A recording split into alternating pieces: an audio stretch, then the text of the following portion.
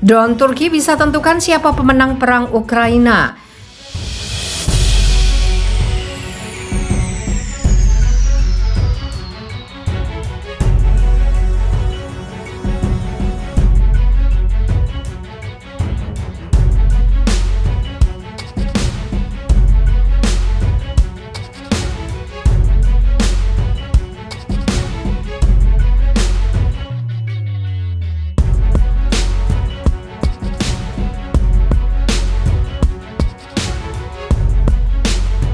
Rusia mengklaim baru-baru ini menembak jatuh 40 drone Bayraktar buatan Turki. Meski demikian, Moskow hanya menemukan satu bangkai drone sebagai bukti di Suriah.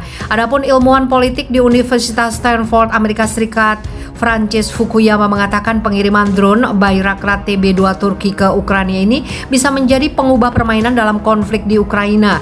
Rusia mengandalkan tauruan mereka berdasarkan sistem pertahanan udara jarak pendek dan bergerak pansir yang telah beraksi di Suriah dan Libya.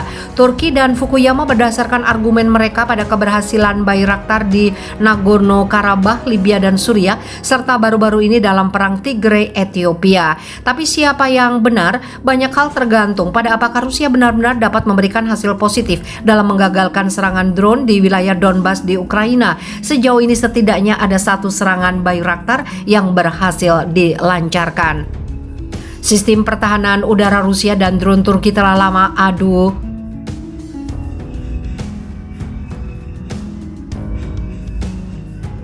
kuat di tengah ketegangan yang sedang berlangsung di sepanjang perbatasan Ukraina. Nah, jika situasi seperti perang muncul, maka kedua senjata itu akan menunjukkan kekuatannya terhadap satu sama lain. Namun banyak negara di dunia secara aktif memainkan peran untuk mencegah kemungkinan perang. Bahkan Ukraina telah menempatkan drone Bayraktar TB2 yang dibeli dari Turki di perbatasan Rusia.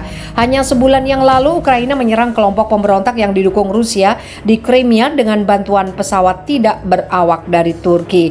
Ukraina mengklaim dua tentaranya tewas dalam serangan oleh howitzer D-30 122 mm milik pemberontak ini. Banyak negara barat termasuk Ukraina, Amerika Serikat telah mengkritik Rusia karena mendukung pemberontakan ini, tetapi Moskow selalu membantah klaim ini. Pada saat yang sama, drone Bayraktar TB2 Turki juga telah mengubah gelombang banyak perang. Dalam beberapa tahun terakhir, penggunaan drone dalam konflik regional kecil telah membuktikan kegunaannya. Menteri Pertahanan Inggris Ben Wallace membuat pernyataan yang sangat kuat tentang drone Turki di Suriah. Dia kemudian mengatakan drone buatan Turki mengubah situasi geopolitik global.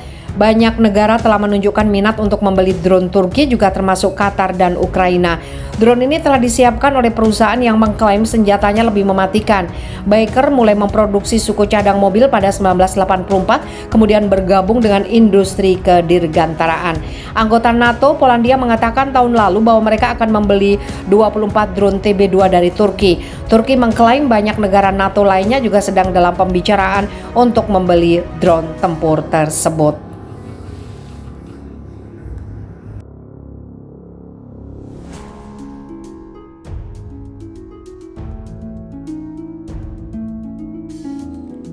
Hanya Presiden Turki yang berani begini, karena bertentangan dengan Islam, Pak Erdogan tolak naikkan suku bunga.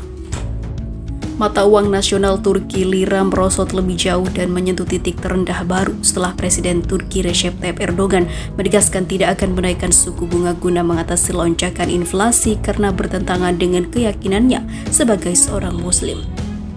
Dalam perdagangan pada Senin 20 Desember kemarin, lira anjlok lagi 5% terhadap dolar Amerika Serikat.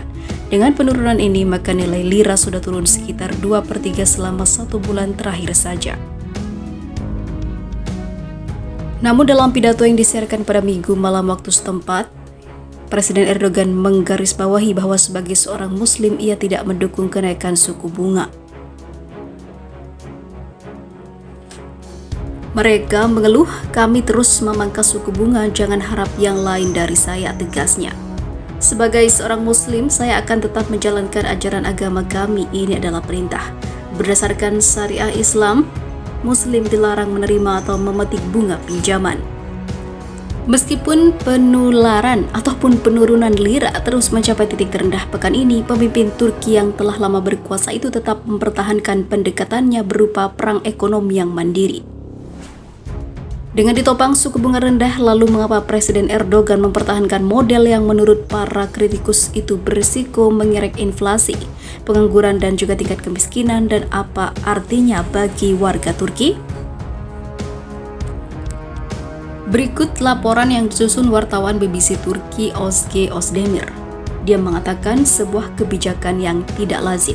Alasan sederhana keterpurukan lira adalah kebijakan ekonomi tak lazim yang ditempuh Erdogan, yakni mempertahankan suku bunga rendah untuk mendongkrak pertumbuhan ekonomi Turki dan potensi ekspor dengan nilai tukar yang kompetitif. Bagi banyak ekonom, jika inflasi naik, yang dilakukan untuk mengendalikannya adalah menaikkan bunga, tapi Presiden Erdogan memandang suku bunga sebagai keburukan yang membuat si kaya semakin kaya dan si miskin semakin miskin. Semua serba mahal, kata Sevim Yildirim kepada BBC. Di sebuah pasar buah dengan harga seperti ini, tak mungkin bisa menyediakan makanan utama untuk keluarga.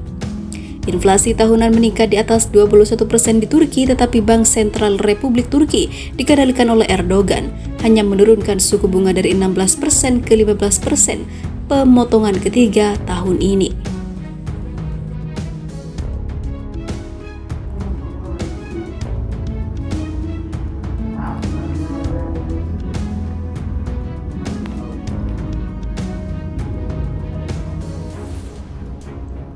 Erdogan naikkan upah minimum pekerja Turki lebih dari 50%. Presiden Recep Tayyip Erdogan mengumumkan bahwa upah minimum pekerja Turki pada tahun 2022 akan dinaikkan lebih dari 50% menjadi 4.250 lira atau 3,7 juta per bulan.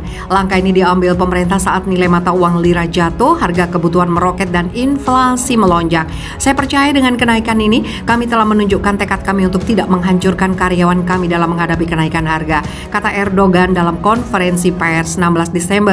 Upah minimum pekerja Turki saat ini adalah 2.826 lira atau 2,4 juta rupiah per bulan. Kenaikan upah minimum tersebut akan mempengaruhi sekitar 6 juta pekerja secara langsung.